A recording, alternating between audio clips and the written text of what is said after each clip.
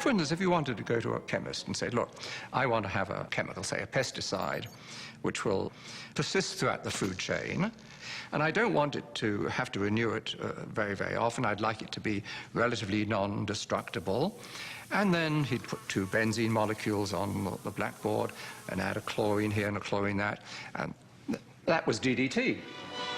When the 8th Army needed Jap civilians to help them out in our occupation, they called on native doctors to administer DDT under the supervision of our men to stem a potential typhus epidemic.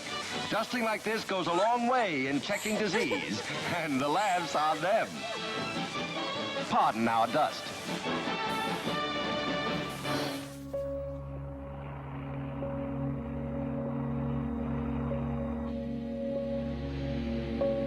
As the petrochemical era grew and grew, warning signs emerged that some of these chemicals could pose hazards.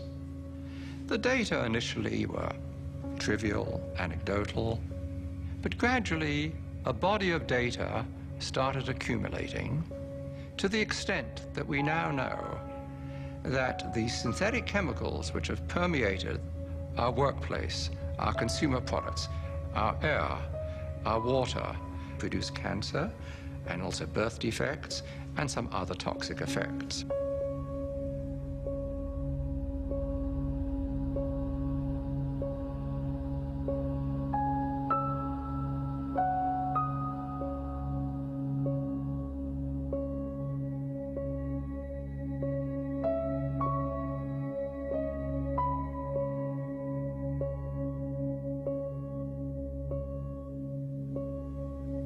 Furthermore, industry has known about this, at least most industries have known about this, and have attempted to trivialize these risks.